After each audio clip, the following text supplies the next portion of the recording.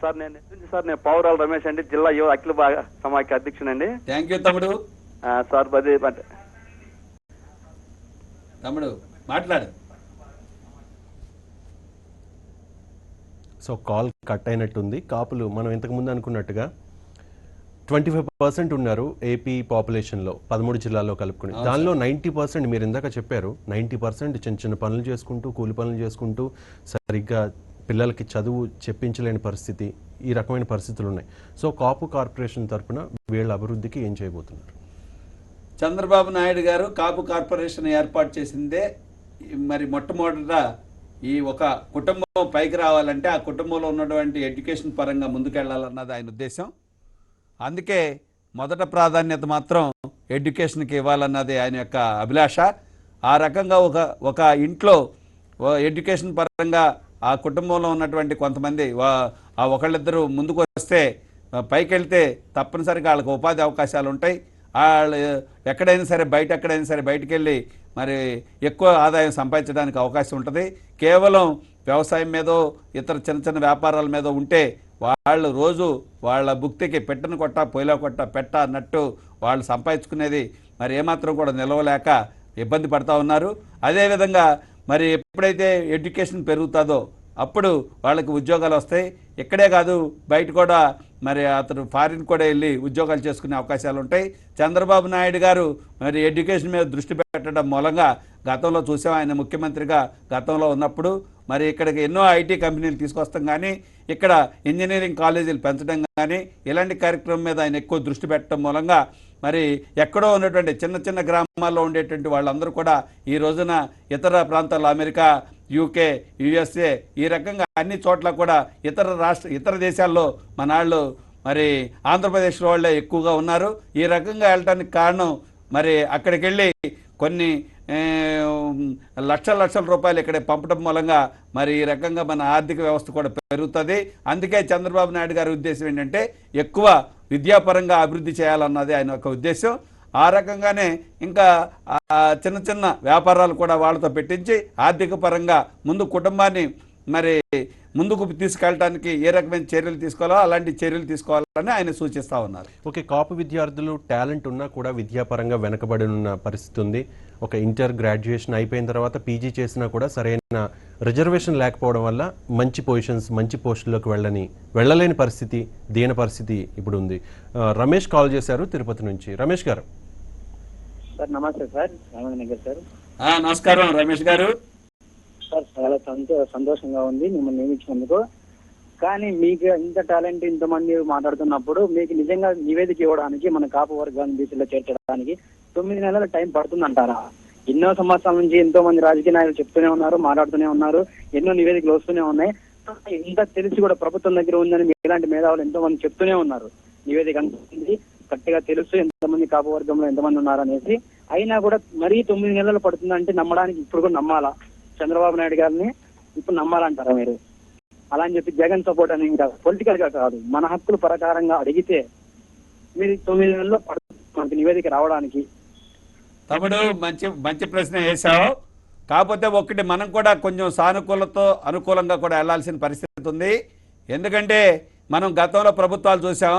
2004 ఎన్నికలలో మరి వైఎస్ రాజశేఖర రెడ్డి గారు 2004 ఎన్నికల్లో 2009 ఎన్నికల్లో కూడా మరి మనల్ని బీసీలో పెడతామని చెప్పి ఆ రోజున మేనిఫెస్టోలు పెట్టారు. కానీ ఏ రకమైన చర్య తీసుకోలేదు. మరి మనం 10 సంవత్సరాల పాటు మనం ఏదైతే పెడతారనుకుని చూసి ఎవరు కూడా నోరు మెదపలేదు. కానీ ఇప్పుడు చంద్రబాబు నాయుడు గారు వచ్చి కేవలం 16 నెలలు అయింది. 16 నెలల్లో ఇప్పటికే ఆయన కాపు కార్పొరేషన్ పెట్టడం, నన్ను చైర్మన్గా పెట్టడం, అదేవిధంగా మొన్న జరిగినటువంటి క్యాబినెట్లో బీసీ కమిషన్ కూడా ఏర్పాటు చేయడానికి కావాల్సిన చర్యలన్నీ తీసుకోండి అని చెప్పి మరి క్యాబినెట్లో కూడా తీర్మానం చేయడం జరిగింది. బీసీ కమిషన్ వేసి 9 నెలల్లో మనం పెట్టాలన్నారు. పెడతానికి ఆ నివేదిక కూడా తీసుకుని బీసీలో పెట్టడానికి చర్యలు తీసుకున్నారు. మరి కమిషన్ అనేది మరి తప్పనిసరి. మనకేంటంటే కొంతమంది విషయాలు తెలవని వాళ్ళు మరి ప్రచారం చేస్తూ ఉన్నారు. కొంతమంది జగన్కి సంబంధించిన వాళ్ళు కాపులందరూ కూడా చంద్రబాబు నాయుడు పక్కన ఉన్నారు కాబట్టి, కాపులు అందరూ కూడా చంద్రబాబు పక్షపాతులు అయిపోయారు కాబట్టి మరి వీళ్ళందరినీ కూడా విడగొట్టి పాలించాలన్న ఉద్దేశంతో ఇలాంటి దుష్ప్రచారం చేస్తూ ఉన్నారు. కమిషన్ అనేది తప్పనిసరిగా మరి ముందు రోజుల్లో ఏ కోర్టుల్లోనో లేకపోతే ఇతర విషయాల్లో కూడా మరి వీగిపోకుండా ఉండాలంటే తప్పనిసరిగా కూడా ఏదైతే రాజ్యాంగబద్ధంగా మరి మనల్ని బీసీలో పెడితేనే మనకి తప్పనిసరిగా ముందు రోజుల్లో ఏ రకమైన ఇబ్బంది ఉండదు. చంద్రబాబు నాయుడు గారు పూర్తిగా మరి ఏదైతే ఇప్పటి వరకు బీసీ రిజర్వేషన్స్ ఉన్నాయో ఆ రిజర్వేషన్స్ అన్నిటినీ కూడా మరి వాళ్ళకి ఇప్పటి వరకు ఉన్నటువంటి బీసీ రిజర్వేషన్కి ఏమాత్రం ఇబ్బంది కలగకోకుండా మరి మనకి అదనంగా అటు కేరళ, కర్ణాటక, తమిళనాడులో ఏదైతే అదనపు రిజర్వేషన్స్ ఉన్నాయో ఆ రకంగా మనల్ని కూడా రిజర్వేషన్లో పెట్టాలనే ఒక దృఢ నిశ్చయంతో ఉన్నారు. కాబట్టి తప్పనిసరిగా మనకి ఆయన తీసుకునేటటువంటి నిర్ణయం చాలా మంచి నిర్ణయం. మనం 10 సంవత్సరాల నుంచి దాని మీద ఏమాత్రం కూడా మాట్లాడుకోకుండా మరి కేవలం 9 నెలల కాలమే మనం ఇప్పటికీ ఎప్పుడో మనకి స్వతంత్రం రాకముందు బ్రిటిష్ వాళ్ళ దగ్గర మనం బీసీలుగా ఉండేవాళ్ళం. ఆ రోజున మన స్వతంత్రం వచ్చిన తర్వాత ఈ రాష్ట్రాన్ని పాలించినటువంటి నీలం సంజీవరెడ్డి గారు మనల్ని మోసం చేశారు. మనం బీసీలో ఉన్న వాళ్ళని తీసుకొచ్చి ఓసీలో పెట్టారు. ఆ తర్వాత మరి దళితుడైనప్పటికి కూడా మరి దామోదరం సంజీవయ్య మనల్ని నిజంగా వీళ్ళ బీసీలో ఉండాలి, వీళ్ళు ఓసీలుగా ఉండటం మూలంగా అన్యాయం జరుగుతుంది, వీళ్ళకి ఏ రకంగా కూడా మరి అవకాశాలు లేకుండా పోతున్నాయి, వీళ్ళ ముందు విద్యాపరంగా, ఆర్థిక పరంగా, మరి రాజకీయ పరంగా ముందుకెళ్లాలంటే తప్పనిసరిగా వాళ్ళు బీసీలో ఉండాలని పెట్టడం జరిగింది. తర్వాత మళ్ళీ నీలం సంజీవరెడ్డి మళ్ళీ ముఖ్యమంత్రిగా వచ్చినప్పుడు మళ్ళీ ఆయన మనల్ని తీసుకెళ్లి బీసీలోంచి తీసుకెళ్లి ఓసీలో పెట్టడం జరిగింది. ఈ రకంగా కుట్ర ఆ రోజునే జరిగింది. దానికి ఈ రోజున చంద్రబాబు నాయుడు ఫుల్ స్టాప్ పెట్టి మరి ముందు రోజుల్లో ఏ రకమైన ఇబ్బంది లేకోకుండా చేయాలన్నదే చంద్రబాబు నాయుడు గారి యొక్క దృఢ సంకల్పం. అందుకోసం కొద్ది రోజుల్లో మనకి తప్పనిసరిగా మరి మనకి ఇన్ని సంవత్సరాల పాటు మనం దశాబ్దాల పాటు మనం వెయిట్ చేశాం. కేవలం 9 నెలలు అని చెప్తా ఉన్నారు. దయచేసి ఆ రకంగా మనం కూడా మరి అనుకూలమైన దిశగా ఆలోచన చేయాలి. మిగతా కులాలను కూడా బతిమాలుకోవాలి. మిగతా కులాలు ఎవరైనా మనం ఈ విషయాల మీద ఎక్కువగా మాట్లాడటం మూలంగా మిగతా వాళ్ళందరూ కూడా మరి మనల్ని కూడా గౌరవించే విధంగా మరి మనం కూడా సానుకూలంగా వెళ్తే తప్పనిసరిగా కొద్ది రోజుల్లో మనం బీసీలోకి వెళ్తాం. దయచేసి మీరందరూ కూడా మిగతా వాళ్ళని కూడా ఎవరైతే వ్యతిరేకంగా ఉంటారో వాళ్ళని కూడా బతిమాలుకుని వాళ్ళని కూడా అనుకూలంగా తీసుకుని వాళ్ళతో కూడా స్నేహ సంబంధాలు చేసి మేము మీతో పాటుగా ఒకళ్ళమే, పూర్వం మేము మరి చాలా మీరు మేము కలిపి ఒకళ్ళమే, మీరు మేము కలిపి మరి తప్పనిసరిగా ముందు రోజుల్లో మరి కలిసి ప్రయాణం చేద్దాం. దయచేసి మరి ఈ విషయాల్లో సహకరించండి. ఎక్కడికక్కడే మన జాతి ఎక్కడుందో అక్కడందరూ కూడా ఆ దిశగా ఆలోచన చేస్తూ ముందుకెళ్తే రాబోయే మంచి రోజులు వస్తాయి. దయచేసి ఆ విధంగా ఆలోచించండి, నెగిటివ్గా ఆలోచించొద్దని ఈ సందర్భంగా మిమ్మల్ని అందరినీ చేతులెత్తి నమస్కరిస్తున్నాం. రైట్, శ్రీనివాస్ కాల్ చేశారు మంగళగిరి నుంచి. శ్రీనివాస్ గారు. తోట శ్రీనివాస్ గారు చెప్పండి. తీసుకోండి సార్. కాపు కార్పొరేషన్ చైర్మన్ గా ఎంపికైన రామానుజయ్ గారు మనతో ఉన్నారు, మీరు మాట్లాడవచ్చు. సార్ నమస్తే సార్. రామానుజయ్ గారు సార్ నమస్కారం. శ్రీనివాస్ గారు. నా పేరు తోట శ్రీనివాస్ అండి, మంగళగిరి నుంచి మాట్లాడుతున్నాను సార్. సార్ నమస్కారం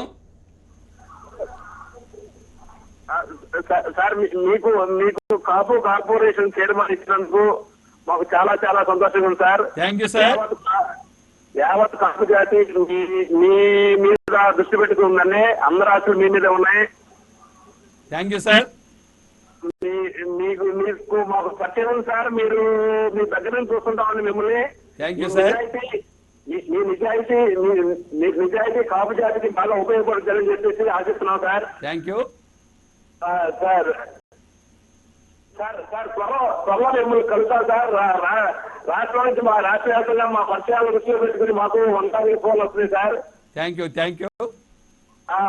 అందరికీ మీరు ఇదిలాగా మాట్లాడుతూ మీ ఇద్దరు ఫాలో అవుతున్నారు సార్. Thank you.